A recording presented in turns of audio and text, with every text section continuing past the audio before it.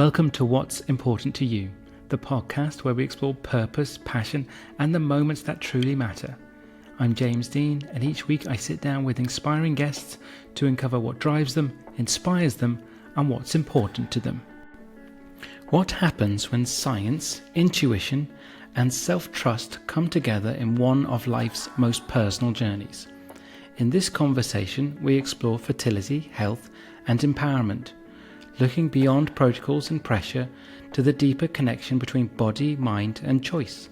It's a discussion about agency, awareness, and redefining what means to create life on your own terms. Today, we find out what's important to Aumatma Simmons. Hello, Aumatma. Thank you so much for joining me today. Thanks for having me, James. It's great to be here.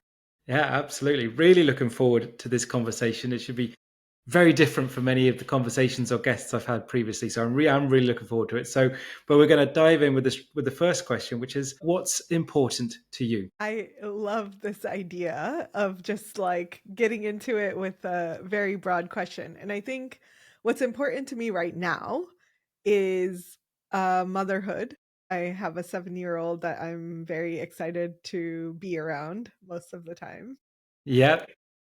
And my partnership with my husband, that's a really big important thing for me. And then in like the broader scheme of things, helping women and couples get pregnant without drugs and injections, for women to have the knowledge about what their hormones mean and what's happening in the world and how it's affecting our fertility and our hormones and all of the things that really I've spent 20 years dedicated to. So Yeah. still what's alive for me.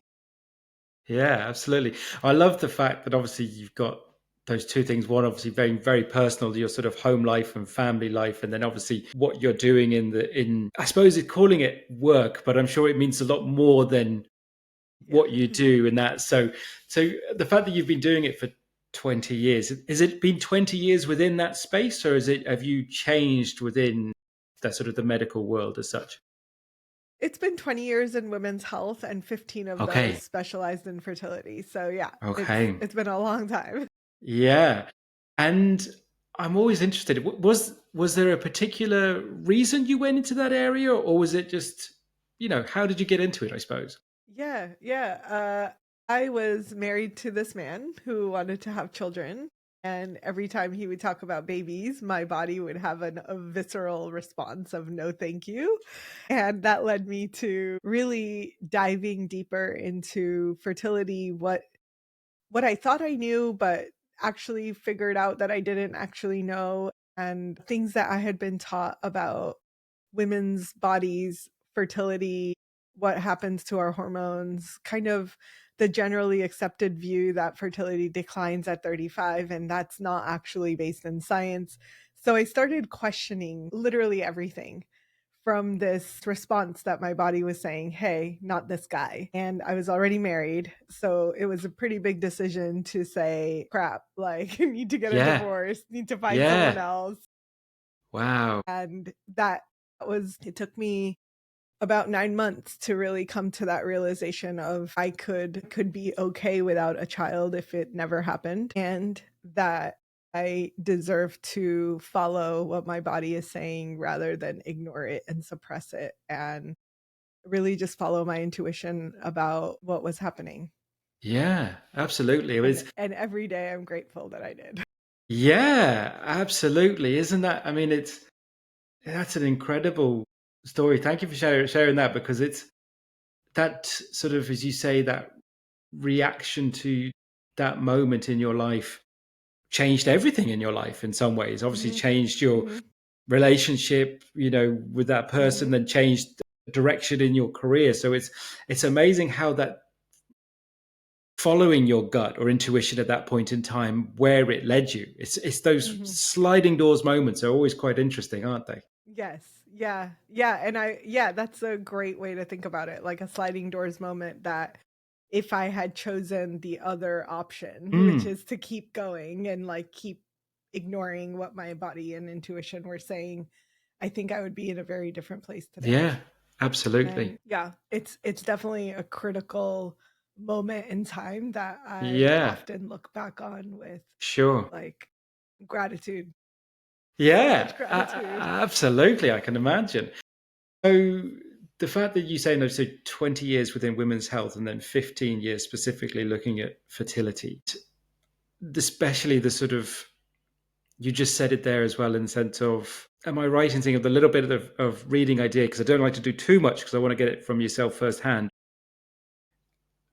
You're not trying to do it through a sort of the traditional or what we consider, I don't know if traditional is the right word, but the more scientific Hmm. approach to fertility. So what have you found? You said the research. Yeah. You said you questioned everything. What are the Hmm. fundamental differences, I suppose, that have you found? Yeah. Yeah. So I like to think of it as like the conventional approach versus the unconventional Hmm. approach. Yep. And the conventional world is one where what we do is say someone is struggling with fertility.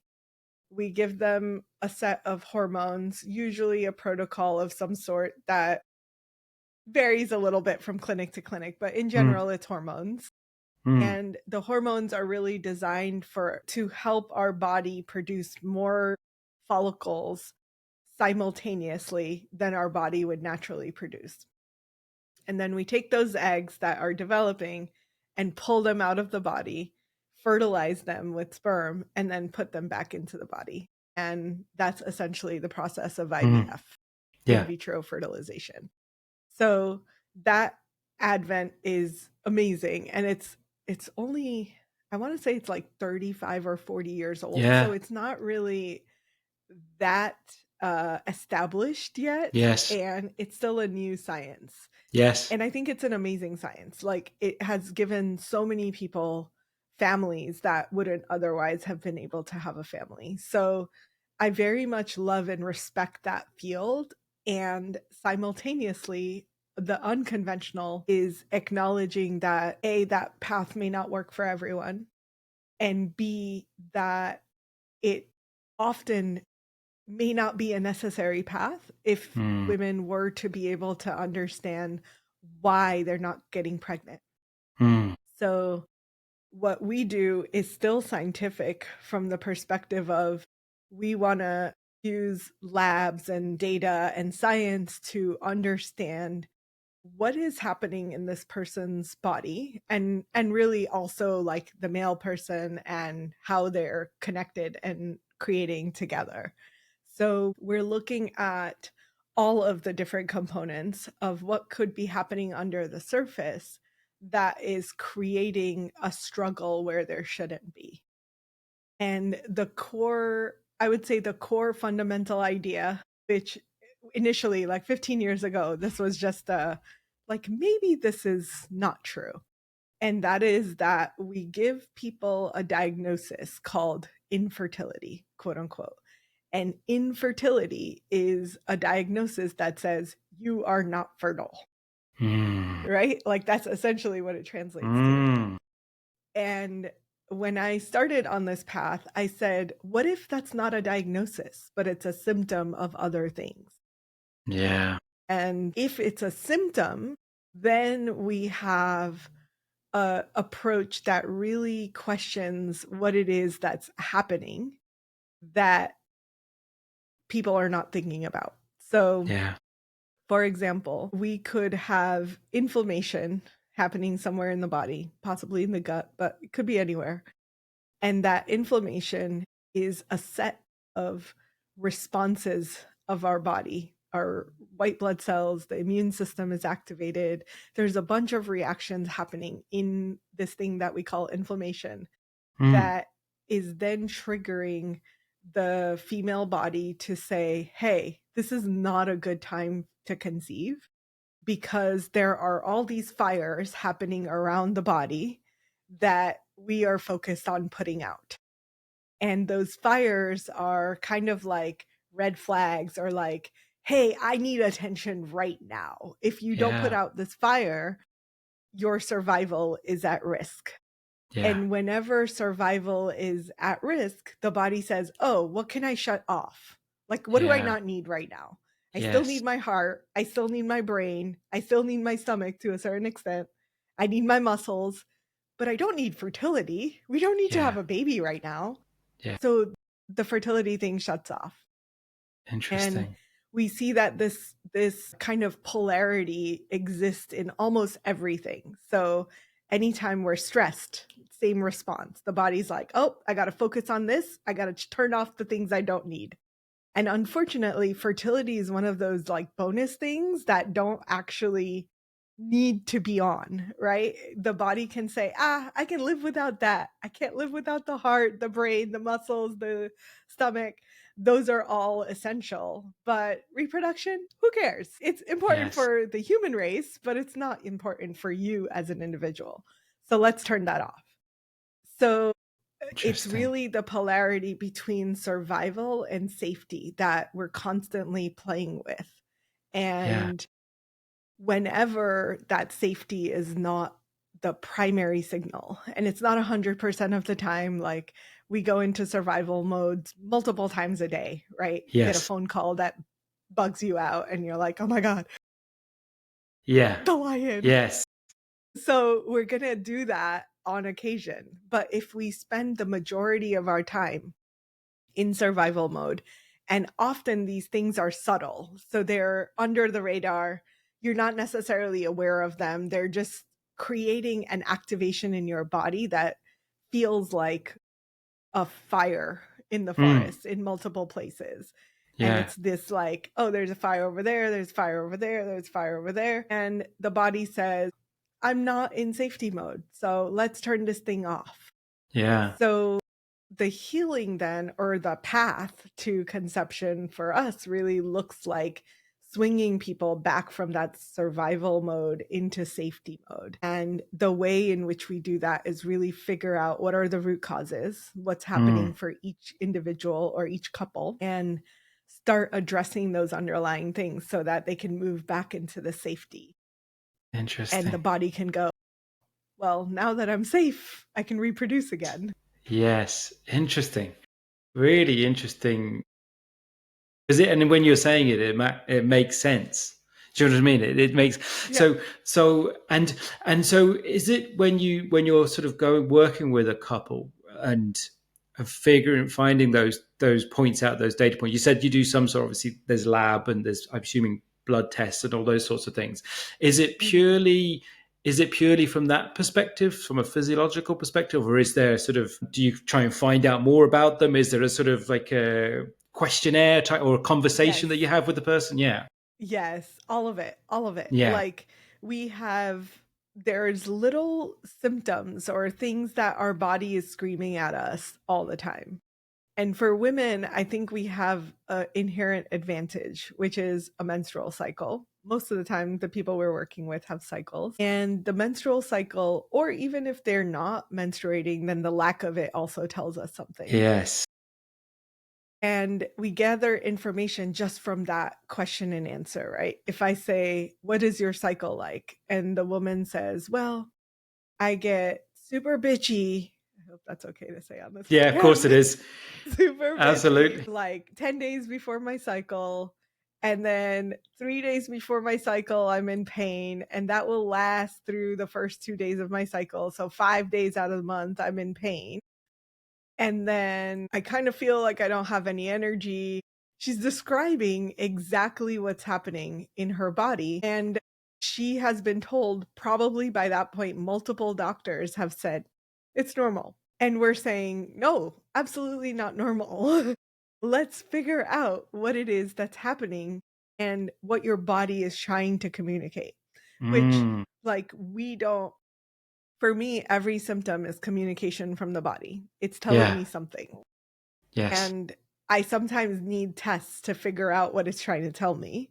But I really just want to know, what is the communication, right? Like, what's the pattern that is showing up, that is moving your body out of a state of optimal health and fertility? And there's always a signal. And there's no, like, even men, so many men are struggling with low testosterone these days. And like the biggest complaint that we see is low sex drive. Like 80% of guys that we see have low sex drive.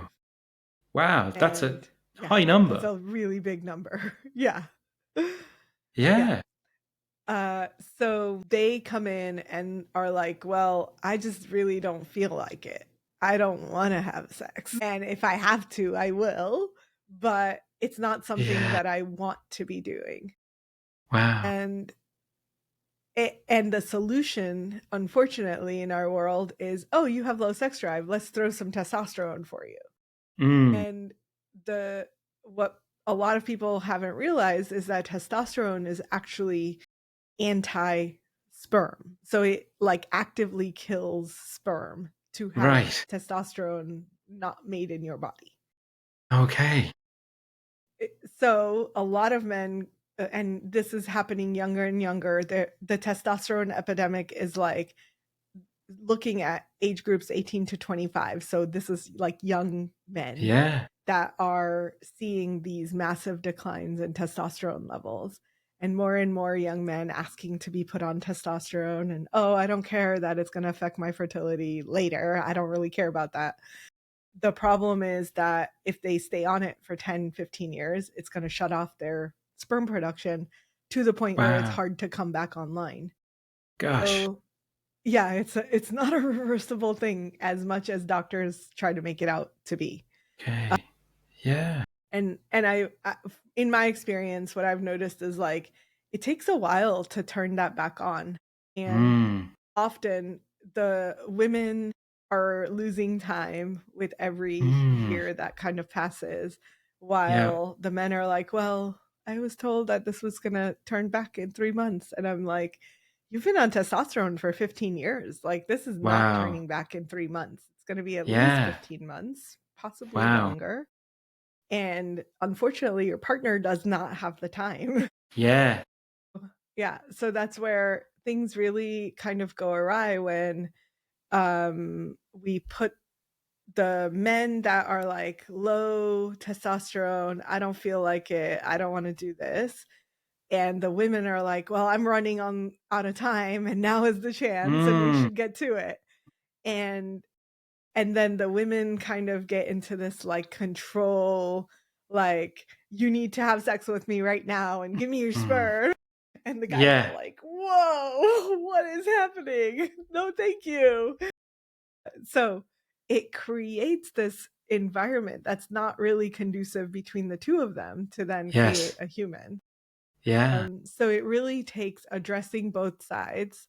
The men Yeah. have so many symptoms that are also getting kind of pushed under the rug, and Yeah. doctors that are like, it's fine, it's normal, you're not supposed to have a Mm. sex drive, it's normal that your joints hurt, it's normal that you're exhausted in the morning. It's like we've normalized so many things that Mm. is not part of the human experience in my Yeah. belief system.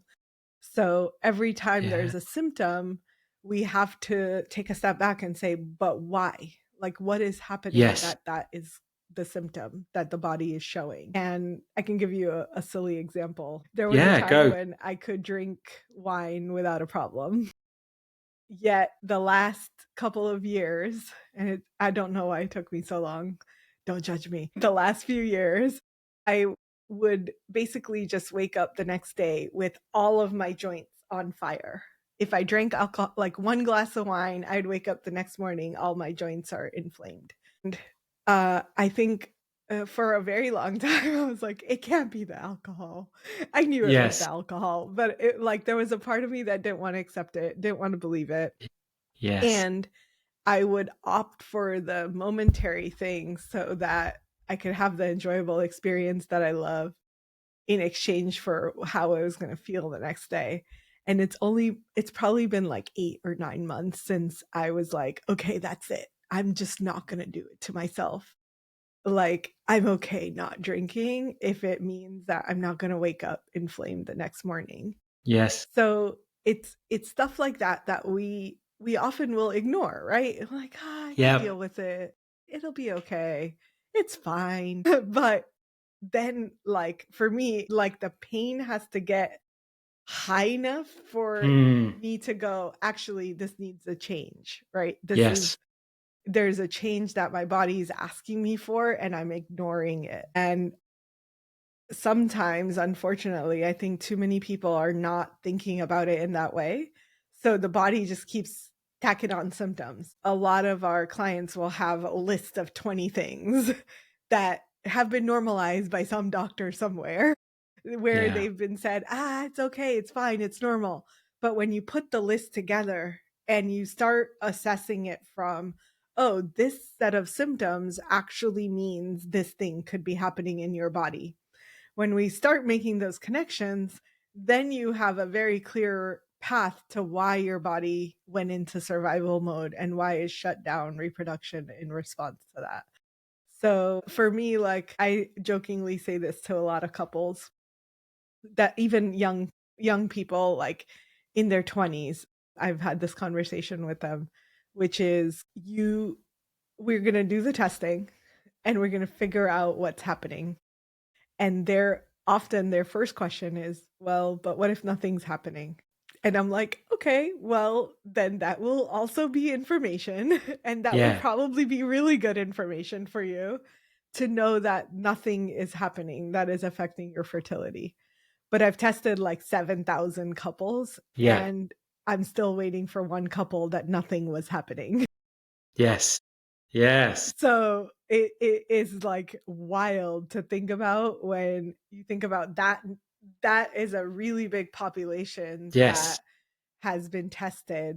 And we've tried to figure out like what is going on with your fertility, and knowing what's happening helps you get direction into Yeah. how are you going to address these things so that you can get fertile and get pregnant and have that baby. Hi, James here.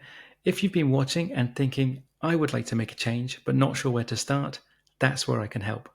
My 12-week coaching program will enable you to reconnect with what matters most and move forward with clarity and confidence. If that sounds like you, head over to jamesdeancoach.com. Now let's get back to the episode. So Yeah. yeah. I mean, it is so much of the stuff there is that it's wild in a sense of and I think from my sort of much more limited knowledge of the subject matter than yourself, but I think it's very much, and maybe I'm wrong, but I think it seems to be heavily weighted on the woman, in a sense Uh-huh. of because of Yes. but it's interesting, obviously, what you said there in relation to the men that you've had in the clinic as well, and that statistic is very sort of interesting in a sense of shocking in a sense of, and the impact it's having on men and young men, and that obviously then having the impact within the couple itself. But it also, the what you're saying though about the whole thing of how can we find the root cause of all these kind of finding these almost 1%, all these kind of like, well, maybe that's not the most optimal way. What's this? So what can we address these and address these to get you to the point where the body is in, as you say, the right state, the right position to conceive it. Interesting that I want to look at the first thing with the men, and you're saying about the testosterone. Is there, from all the testing, is there a reason for the reduction? Is it lifestyle? Is it diet? Is there a reason for that reduction? Yeah. Yeah, I think on a global scale, we've seen the rise of hormone disrupting chemicals in our environment that are Mm, directly affecting testosterone levels in men. It's also affecting hormones in women. But okay. as the climb of toxins continues, there's like an inverse relationship with the level of hormones that our body produces.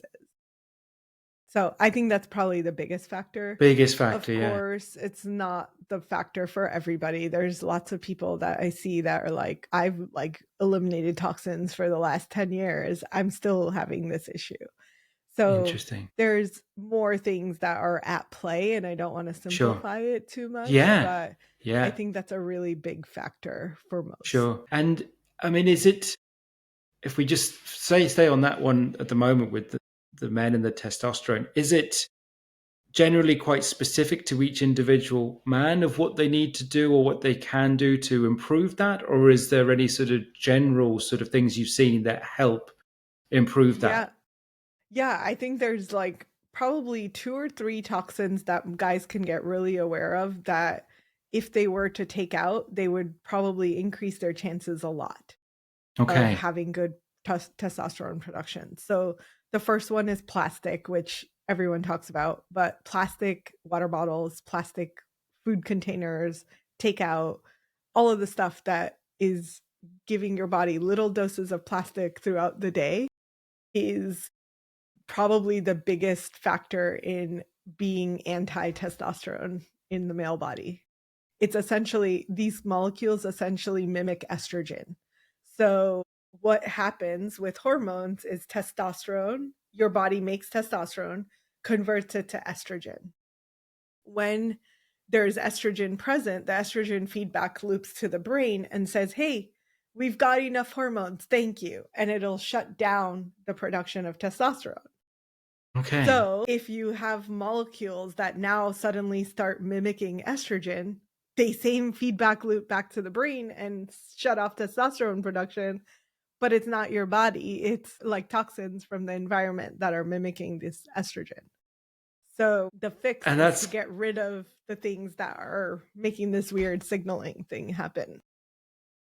coming from using of plastics. Yeah, That's exactly. that's mad. So just you said there, so just drinking out of a sports water bottle type thing, Exactly. because of just Switched. the tip of the bottle essentially. But every time you Yes. take a swig, you're getting Well, some of that chemical. yeah. So the plastic water bottle, like the sports bottles that Yeah. are squeezable, Yeah. those have, so, and then your water sits in them usually for a whole day. Yeah. So Yes. these little microplastics are kind of dropping into your water. You're drinking it, putting it into your body. Your body doesn't have a great way to detox this. So because these are chemicals that are new, that really like our genes haven't caught up with all of the detox pathways that we need running to get rid of all the toxins and chemicals. So they're going to have a big accumulating effect in the body. You might get rid of some, but if you're introducing more faster than you can get rid of it, then there's a problem. So I think that's probably the lowest hanging fruit, is getting rid of the plastic water bottles, especially food containers, food storage, anything that you're going to heat. So all the like frozen dinners that come in kind of plastic with the plastic on top, those are going to have the worst effect. And then we can go all the way into like things like toothpaste, the little like bubble things in toothpaste that you brush and they say, oh, it's going to get your mouth super clean. That's plastic. Yeah. Wow. So you're putting it in your mouth and then it's like hanging out and getting absorbed into your system. And of course, like every company will say, oh no, but it's just a micro dose.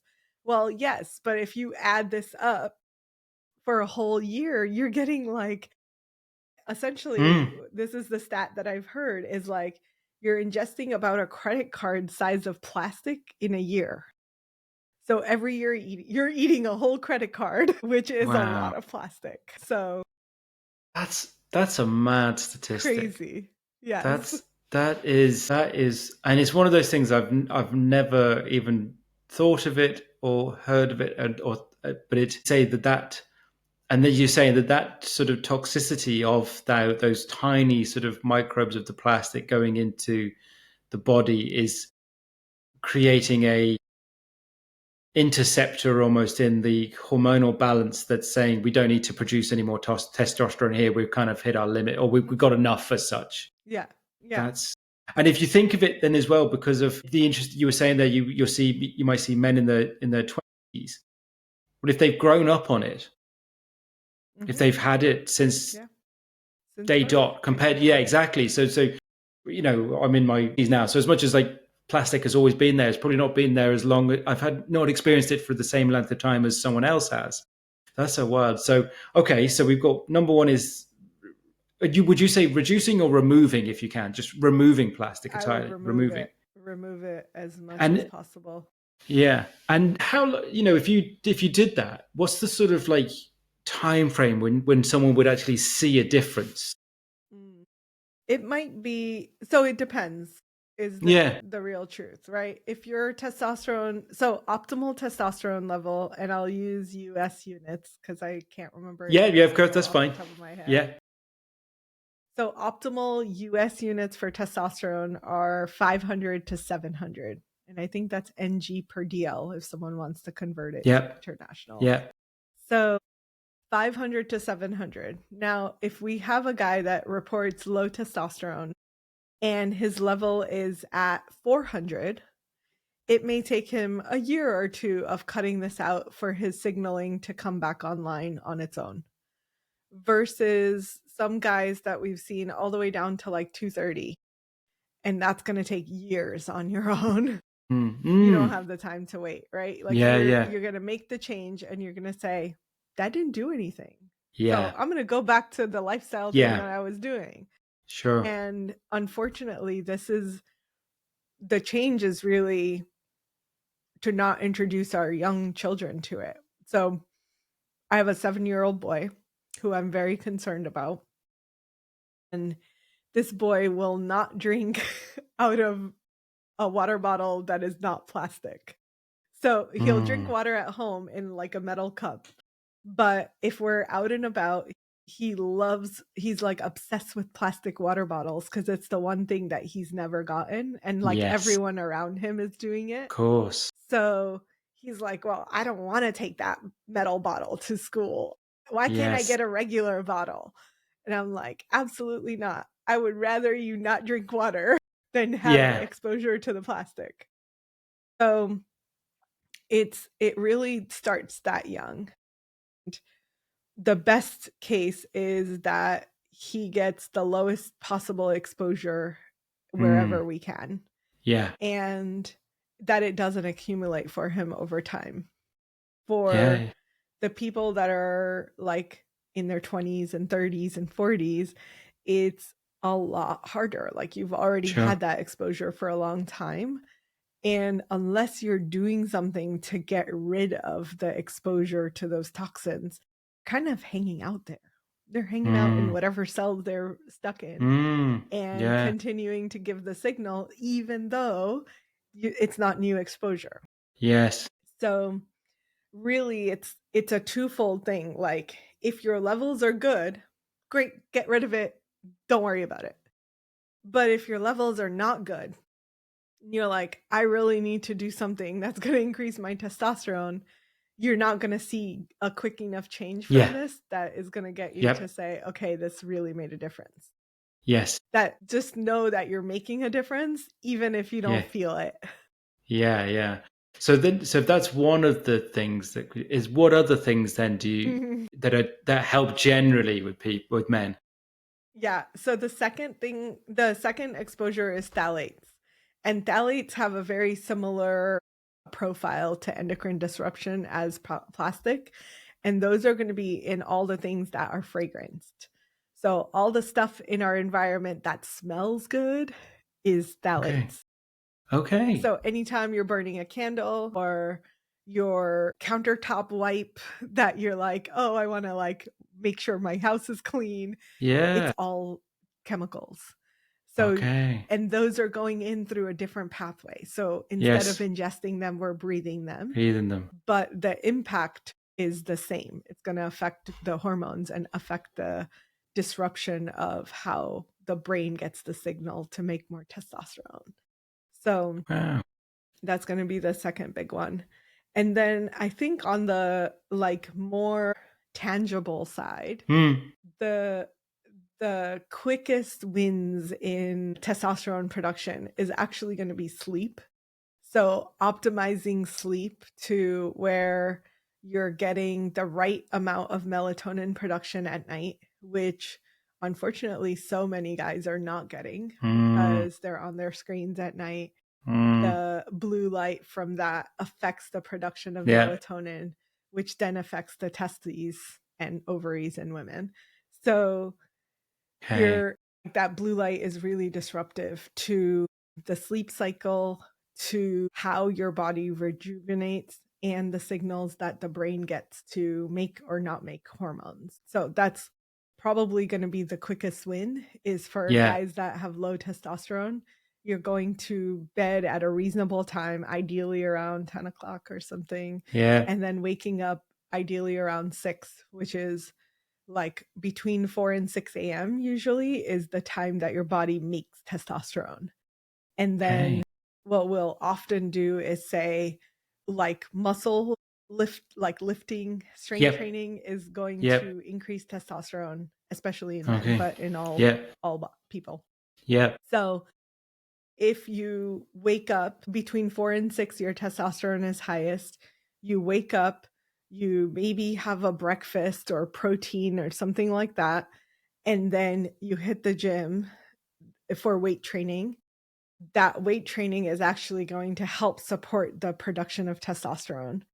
And then you'll potentially have, within 3 to 6 weeks or so, you should see kind of a boost in energy and potentially a boost in libido just from timing that workout in the morning hours.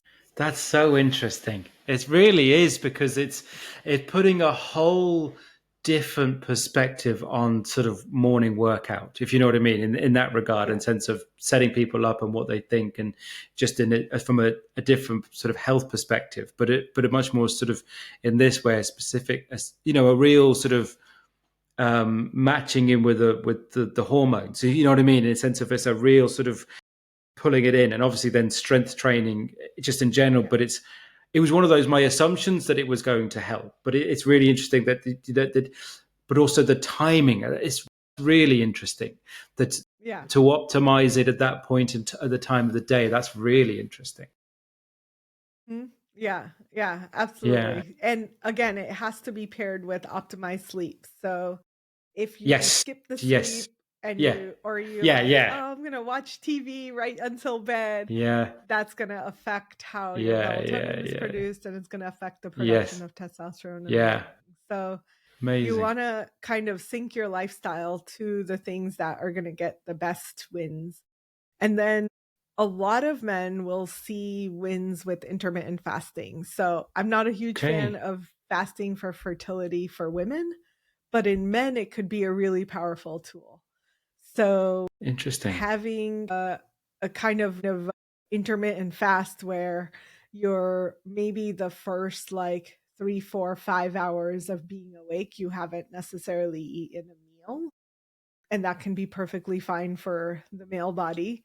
Your cortisol will kind of kick in, where for women the cortisol will kick in, but it's not a good response. Men kind of thrive off of it, right? So it's okay for them to have like this quick cortisol jump, which then helps your energy, and then you're suddenly like, wow, I function so much better when I don't eat. So intermittent fasting can sometimes be useful. And then that fasting might also help with weight loss for guys that are out of the optimal BMI range, which will also then Yep. promote testosterone production. So Yeah. anytime you have extra weight, Yes. essentially the fat cells are estrogen producing. Okay. Yeah. So inherently in the body, fat cells will convert testosterone to estrogen and push out more estrogen. So it's like a cyclical loop Yeah. that if you don't break, then you end up having Yeah. issues. Same issue, right? The issue Yeah. is Yeah. always too much estrogen tells the brain shut off hormone production, Yeah. testosterone production stops. Yes. So the breaking of the loop can Yes. really start at any point, but Yes. they're all interconnected in the sense Yeah. that Yeah. if we lower the estrogen in your body, then it helps to optimize the production of testosterone, because your brain is suddenly like, oh my God, Yeah. what's happening? I need to make more testosterone because you don't have any signal coming back to me. Yeah. So, yeah, that's And kind of the approach that we take. it's is it? I'm going to a sort of jump to an assumption here as well. Then in relation to probably both as well, but mainly, but I'm going to be the assumption of eating well. Eating fresh, Mhm. whole, Absolutely. quality foods, Yes. avoiding Yes. all the sugary and high processed, all that sort of stuff, even probably excessive amounts of alcohol, all those sort of things that we would are going to optimize it. But what's quite mind blowing from just listening to you now, even now, is like not one of the things if you said there for even from the guys now. We'll talk about women now in a second, but not one of them's been in some sort of medical intervention in some ways to start with. Do you know what I mean? It's not a pill, it's not a tablet, it's not a what have you. Like, it's what not I mean? even It's a supplement, right? no, It's just straight it's up lifestyle change. it's kind of, well, even like the as you say, the people things might think more challenging in relation to the sort of environmental things regarding the plastic that could be, I'm sure, could be quite hard. But and the is it the phthalates you said, like the smelling things, those are phthalates. hard phthalates, hard to do, but obviously impactful. But even those ones you just said there in relation to sort of getting good sleep, putting your phone away, getting good sleep, getting up early and working out, but not just working out, but lifting, and that's the real big thing at the moment is like resistance training, lift weight training, and then eating well. Like, I mean, it sounds almost too simple, but it is the sort of, and I'm sure you probably like want at times when you're saying it again and again to guys, you probably want to put your head through a wall. It's like, well, anyone just listen,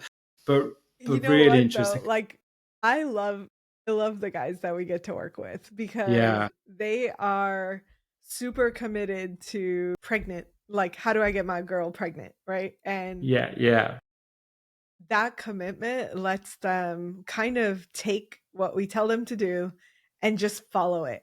And what's cool is that a majority of them will come back even within 6 weeks. They're like, I just lost 20 pounds. What's happening? I didn't do anything different. I just lost 20 pounds. I'm like, I know. Because you're sleeping better, you're optimizing your hormones, you're feeling better, you have energy. Like, it's really easy to shift the male body more than it is the female body. Sure. Right. Yeah. So women with the same will always go come for back, and the couples are like, the women are like, I didn't lose any weight, but he lost 20 pounds and he looks great now. And I'm like, yeah, sorry. Like, that's just how it works. Yeah. You said one of the things you said earlier there is that I want to talk about women in this, obviously, in this scenario as well. And that one of the things you said you almost were challenging there initially was the whole thing of the assumption that after the age of 35, that the sort of the decline as such was that word.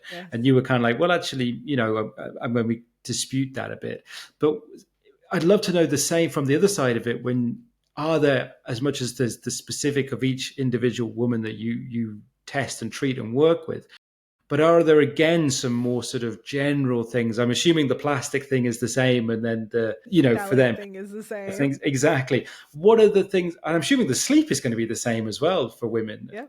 Is there anything different that women need to do or can do? I would say definitely no fasting for women. Yep.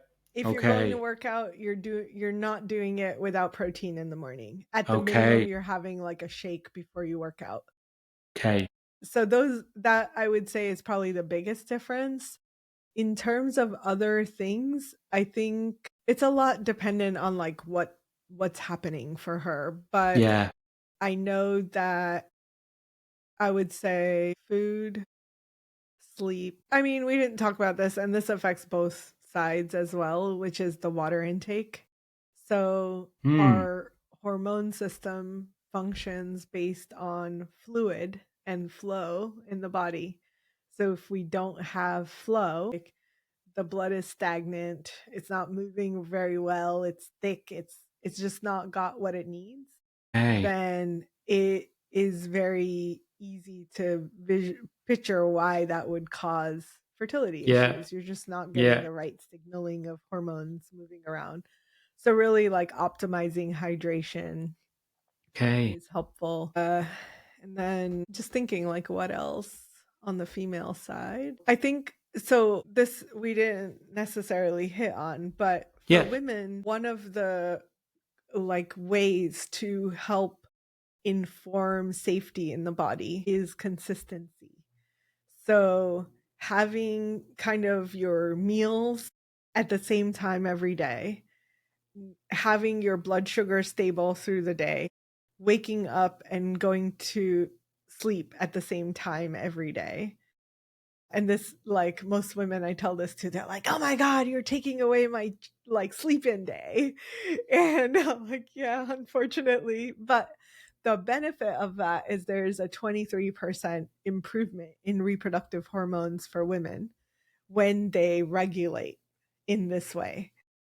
Okay. So, and that's women specific. It's probably Yes. not going to make as much difference for men, but Yeah. women's body really relies on safety signals, and Okay. stability informs safety, right? So if we have things stable and consistent, then the body's like, "Oh yeah, I'm not under attack because everything's the same." Yeah. As Yeah. soon as Yeah. there's a change or there's variability, or like you skip a meal, the body kind of wigs out and goes into survival mode very quickly, because now your blood sugar is unstable.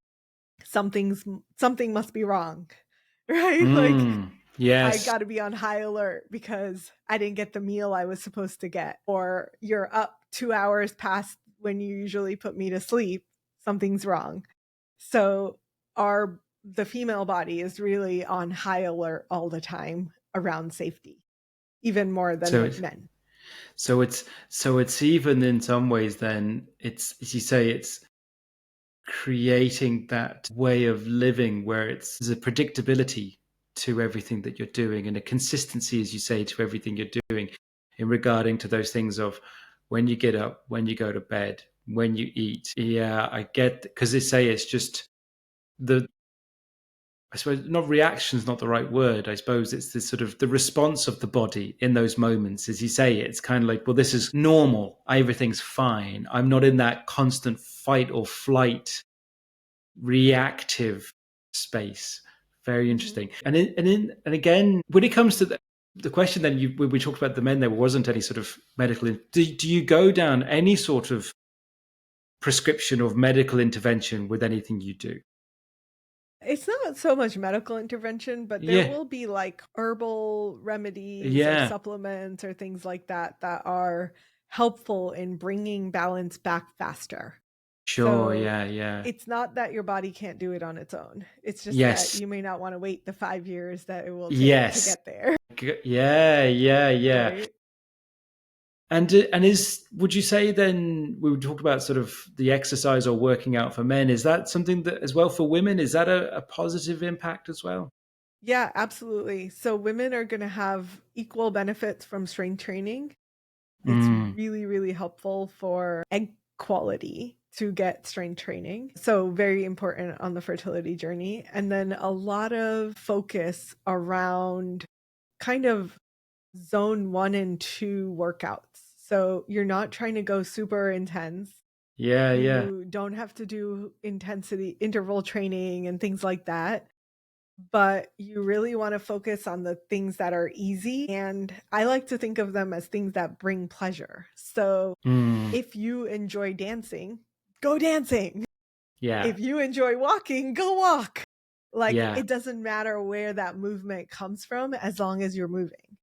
yes, So that's really the focus. And it's not it's like the opposite, which I think in our times, I find that women work out more than not, and they're like pushing themselves really, really hard.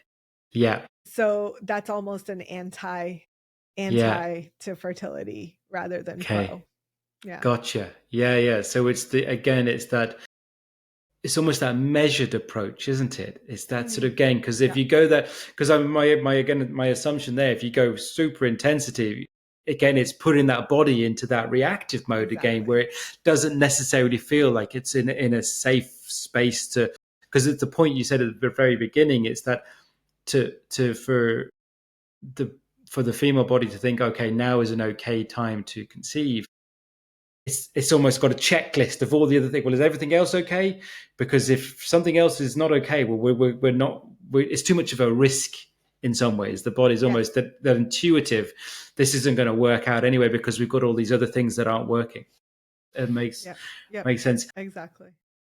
One of the things I want to touch on, because of so much of what we've spoken about, what you've talked about, it almost for anyone listening can understand, oh geez, this sounds too good to be true, whatever. I'm, the whole, we know that I want, they almost I want lean the towards supplements. What do I need well, to take? yeah, exactly. Or they go to the white coat and they're going to give me these, whatever, like all these injections and things like that. They're going to go to because that looks official. But you said a number earlier, something like 7,000 couples that you've kind of worked with over the years. That's an incredible number of people that you've worked with in that time frame. Those are all the people we've tested. So they haven't Tested, always like followed gone what we're through, going to tell them to do. Sure. But they've been tested enough for me to say, hey, these are what's happening in your body that is affecting your ability to conceive. Yeah. That's it. So it's an incredible, I think you've got that's what the point is, that you've got an incredible cohort of data to support the approaches that you work with these people and that. And absolutely. And I can see the question, because you've been doing it for those 15 years now. What would you think have, say, been the biggest changes in that time frame? Have you changed your approach much? Yeah, there's been some pivotal changes. One of them has been probably the most exciting one for me is microbiome and how it affects fertility. Wow. And there's a vaginal microbiome and a male reproductive microbiome. And that has a significant effect on whether or not someone's able to conceive and carry to term. So it's really cool that we can now test the vaginal microbiome. We can also test male in the US. Some other parts of the world, not so much. Sure. But we can test vaginal microbiome and say, hey, you've got these microbes that are hanging out that are actually anti-fertility. They cause inflammation. They do this or that, which then affects your ability to conceive. And when we get rid of those microbes and repopulate with the stuff that's supposed to be there, then voila, like magic happens. Yeah. So I think that's like the coolest part about fertility right now. Yeah, that's mind blowing, because I obviously would have heard the term of microbiome, but I would have only associated it with the gut microbiome. So it's obviously the research that's going to it, and that is obviously everywhere in our body as such. These microbes and microbes. That's a wild sort of. Yeah, go ahead. and believe it or not, we have had the belief that the uterus is microbiome free forever. Right. Like, It's in medical texts that the uterus doesn't have a microbiome. There shouldn't be no bugs there. But actually science is disproving that theory or that like belief that we've had for so long. And it's actually showing that, well, there's a microbiome hanging out in the vagina that's different from the uterus, it's different from the fallopian tube, it's different from the ovaries. So now we're talking about just in the reproductive system of a woman, there's 5 different types of microbes that are supposed to be there in their like optimal environments. So that's wild, isn't it? So that's cool. Wild. Yeah, and again, is that the sort of, obviously there's an element of having a woman to be tested in relation to that, and is it the ones that are making a negative impact? Is it again as a result of diet? Is it just a result of just that's the way it was, or is it just how do you know why was it there? I suppose, how was the question that I get asked the most. Yeah. What did I do to make that happen? So sometimes you didn't do anything, but often there are things that are disrupting the vaginal microbiome, which is actually more exposed to the outer world than we imagine. And it's exposed via your partner, first and foremost, but also exposed via the pads and tampons that you use, for example. And cotton making pads and tampons, generally speaking, is the most sprayed with glyphosate, which is known as a gut microbiome toxin. It literally is like shooting all the microbes right in their hearts in the gut. It's having the same effect on the vaginal microbiome and the reproductive microbiome. And we women are using these products every single month. So now you have a scenario where for years and years and years, she's been using these things that are killing the good microbes that are potentially present in her vagina. And whenever there's space, the problem is that the stuff that's not good for us is going to grow back faster than the stuff that's good for us that's actually going to fight the fight to keep that other stuff out. So it sort of creates this environment where you just wiped out the microbiome, and now what's going to repopulate is going to be more and more and more with every use of the bad stuff. So before you know it, your microbiome shifted to something that's not pro-fertility and is rather anti-fertility. And then there's a component of it which is genetic. There's a component of it which is hormonally driven. So, for example, women that don't have adequate estrogen production, inherent internal estrogen, they won't have the right signaling to allow the good bugs to survive in the vaginal tract. So if they don't have the signal to survive, then they're like, okay, peace out. We're leaving. And when they leave, then it creates space for the not so good stuff to take over. So we have a lot of like things that are informing what's happening locally. And it's really these like interconnections that are like, oh my gosh, like what? This is wild. It is, isn't it? Yeah. It really is. And it's like, it's wild in a sense that all of the things that, when I say we collectively as societies have created to kind of hope and enable our lives to be easier. You know what I mean? So, you know, whether it be the production of plastic bottles or obviously the amount of production that goes into, you know, sanitary wear for, you know, for tampons and sanitary towels and stuff for women, the fact that the negativity that it potentially is having now, because we have the science now to discover that.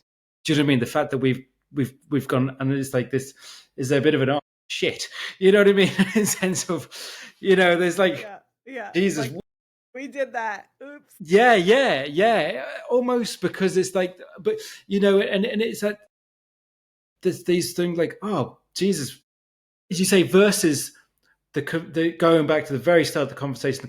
The conventional thing is, oh, it's not working.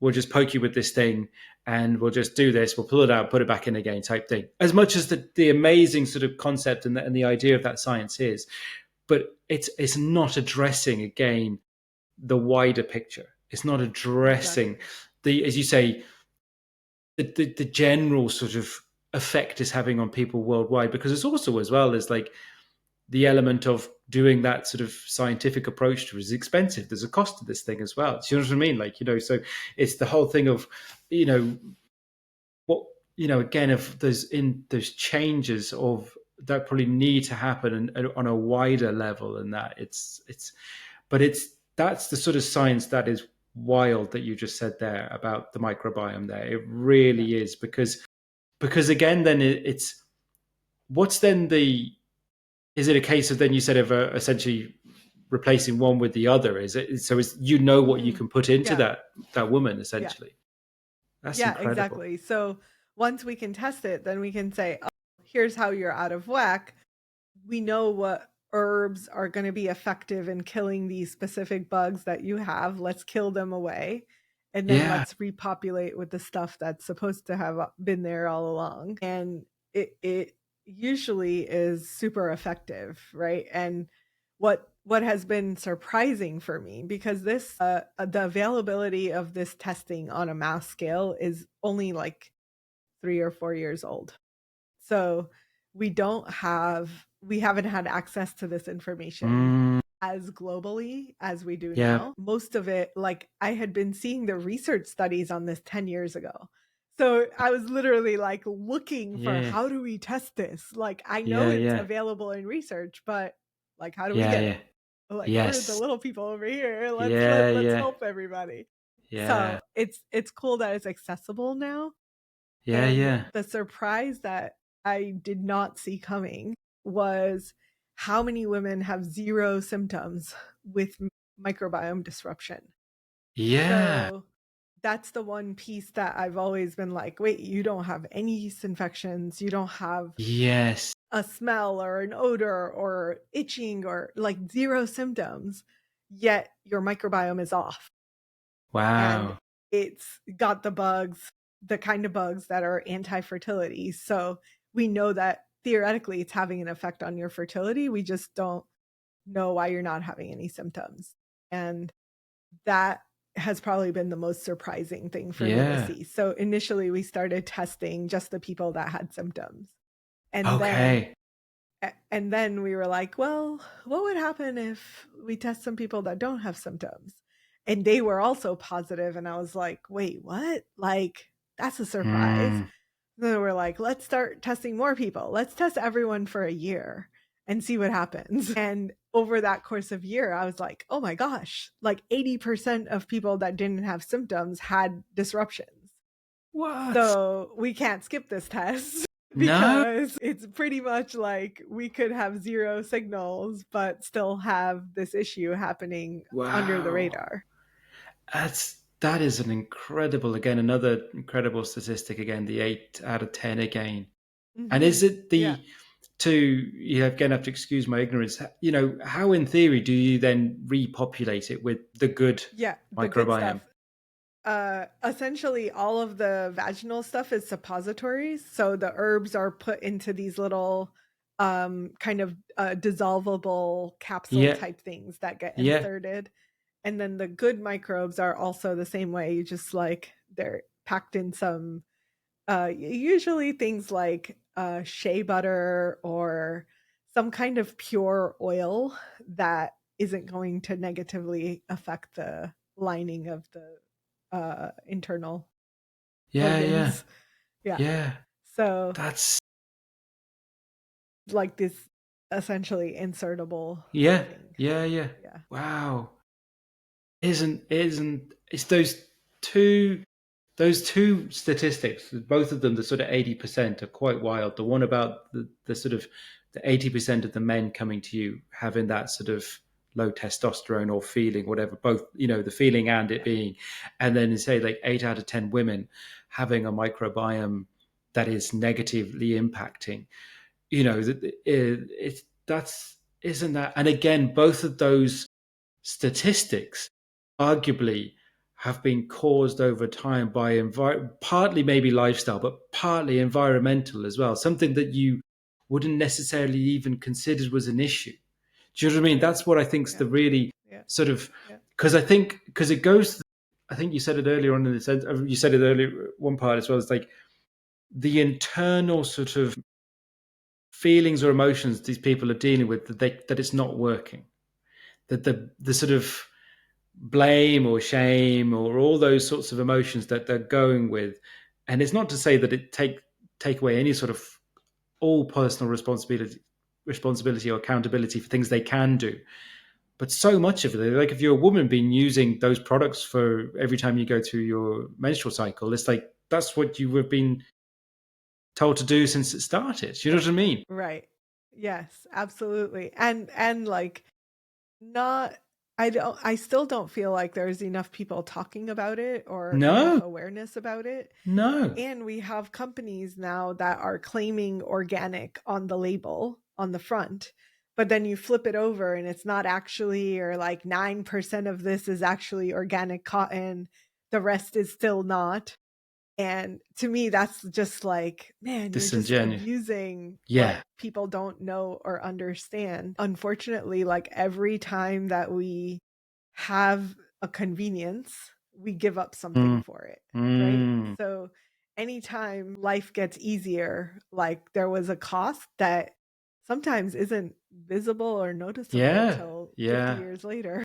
Yes. Yes. And that's the unfortunate part for me is Yeah. like, how do we get awareness to the point Yeah. where people are like, yeah, I just don't use that anymore. Yeah. And hopefully that will happen.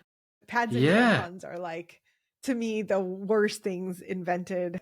Interestingly, majority, this is, and by majority, I mean 9.8 out of 10 women that we work with will have a significant decline in pain within the first 2 cycles.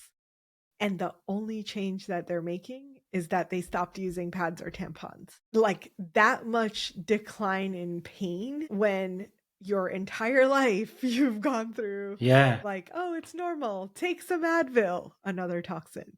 Just like kind of the lack of awareness and the lack of people getting up and being like, no, that's bullshit. Just stop doing this one thing and it will get better.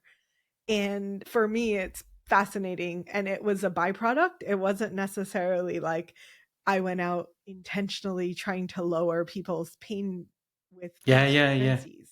It was more like people would say, oh, yeah, I always have pain with my menstrual cycle. How bad is it?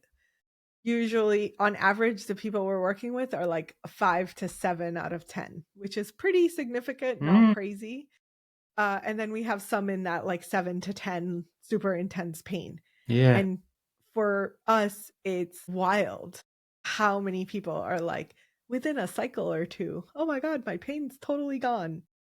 What happened? And we're like, well, you made this change, right? You stopped using the pads and tampons. And they're like, no, from that, I didn't expect that. That's mad. So I just think we you have to excuse my ignorance. Change. Yeah. So go ahead, excuse my ignorance. So no, it's like, so what are they using instead? What are they doing? That's not ignorant at all. We live in a time where there's lots of alternatives. So the good news is you don't have to go back to the Stone Ages. Yeah. But the things that I usually recommend are menstrual cups or discs are getting really popular. And then there's things like organic cotton, reusable pads. So they're cloth, but they're reusable. Or period panties have gotten really popular where it's easy to wash and it's done. So there are so many options. And the cool thing is, or this is the byproduct, and I love when there's wins in other places. So it's a lower cost. So the person that makes that shift is now, instead of spending $20 per cycle, she's now spending $20 maybe every 6 months to a year. So amazing cost savings. But the other benefit, which I think it's like the hidden gem, which is now these products that are wholly not biodegradable, that are going to pollute our planet, are no longer being put to pollute the planet.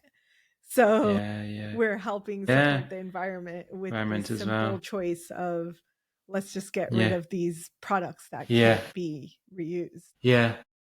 It's just, my head is just so, because I'm so amazed in a sense, because again, it's the assumption, and this is why I'm so fascinated with what we've spoken about, because not just the assumption, but what you would leave in a sense of what you would have assumed to do with levels of reduction in infertility, it would have been down to the assumption would be like, okay, it's just because people have poor diet and they have because they're overweight and it's all to do with diet, and it would be all to do with stress. That would have been the two things that I would have said. I mean, they were the obvious things, you know what I mean? And it's like, oh, you just need to eat these and do this. But it's so much of it when you get into the specificity of what you've done in the sense of testing. Because this is what I think is what's really interesting about what you do. It's like, we're doing the science stuff to find out the reasoning. We're just then using different approaches to try and to create the equilibrium, as opposed to, well, let's just skip all the symptoms and we'll just go and poke you with a needle. Do you know what I mean? Because it's wild in a sense of the impact of, as you say, the advent in relation to certain products that have, I'm sure, helped women throughout the years. But then when you come to this, it's kind of like, well, actually, there could be causal effect here. Do you know what I mean? Because this is what we're seeing. It's wild. It really is. And I can see, from just to bring it back to yourself, the sort of the way you've spoken about it, how much this means to you. Do you know what I mean? Like, it's just, this is obviously, it's become just your life in regard to this, and I can really feel it. It's incredible. The question, I suppose, I've got to jump right to the end now, in Yeah. some ways, to what you do. What's it like when you go the whole way with a couple, from the moment you meet them to then you actually see a Yeah. baby? What's that like for you? Oh, it's amazing.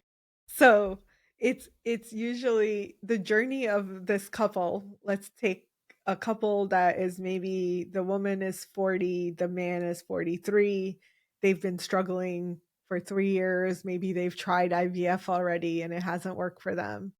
And they come into our ecosystem, and they'll start with the analysis first. It's always our first step. I want to know exactly what is happening.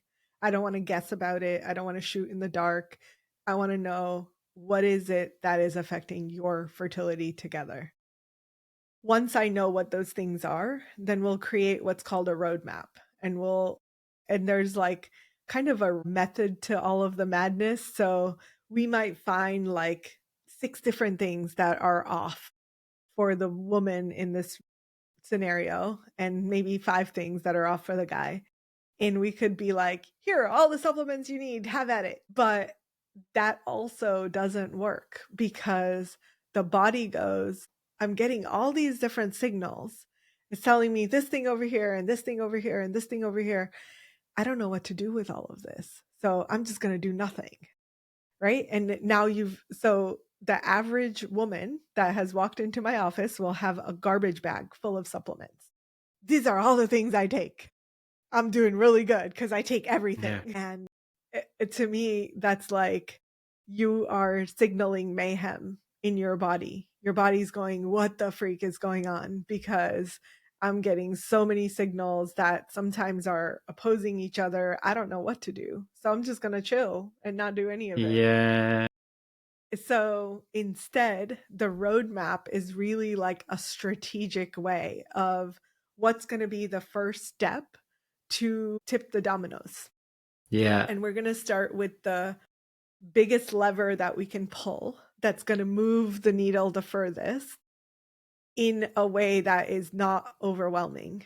And it's still overwhelming, unfortunately. Yeah. Like we can only do so much, but it still requires the diet, the lifestyle, right? Yeah. All of the things that we've been talking about, and then very strategic supplements when you need them.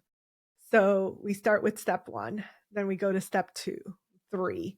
And by the time, and I visualize it like a pyramid, we're building the pyramid. We have to have a solid foundation, and then we're going to build on top of it. And as we get towards the tip of that pyramid, that's where we're starting to work on egg quality and sperm quality.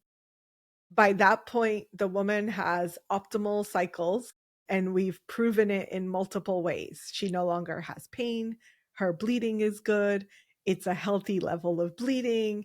It's happening at the right time. She's ovulating at the right time. There's so many pieces of that menstrual cycle that need to click into place to say, okay, you're optimal.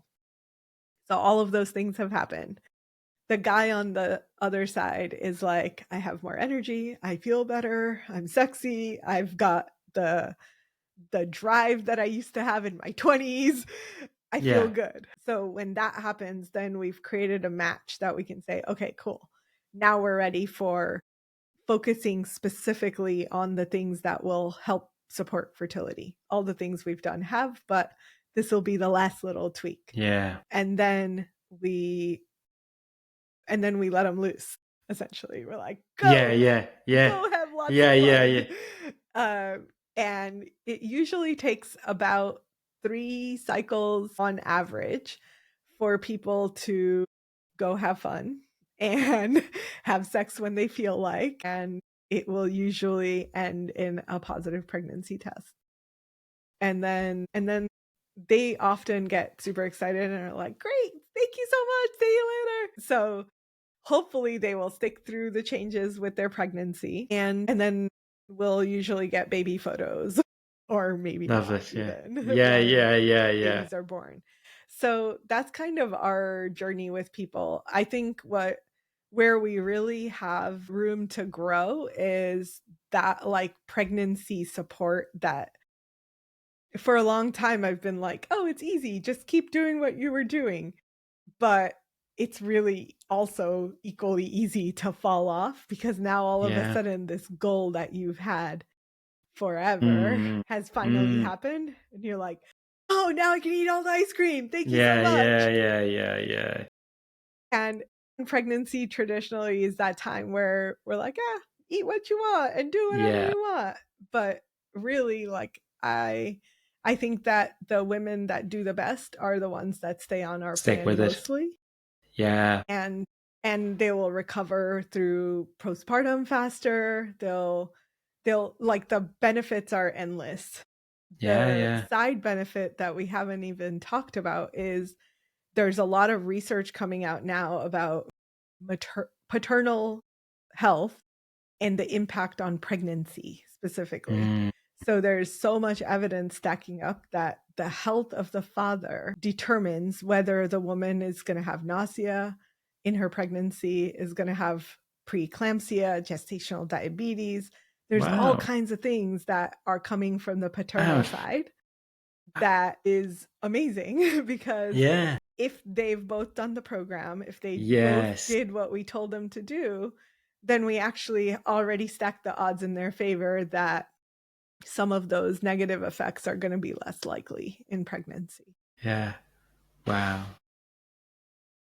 Yeah. I mean, it's, I think is what's clear in a sense as well from what you're doing and what you've been doing over the last, obviously, 15 years or so is the fact that because the continuation of research, it's only going to enable you to do that bit more, to find, because I'm sure there's ones where it's like, oh Jesus, I thought that would work, or because it's all a bit of won't or will it work or won't it work, Yeah. and putting on a program. But the more research that's done, the more you find out, the more the more we can optimize for people. Yeah, I know it's so fascinating. And what I love about again, when I talk to people on the show, is nothing you said was anything that I thought it was going to be. Do you know what I mean? It's like, that's what I love about it. When I talk to someone who really knows what they're talking about and have done it.